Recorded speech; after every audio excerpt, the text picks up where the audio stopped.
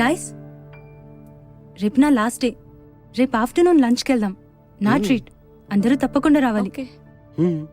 Okay. Vikram, నువ్వు కూడా.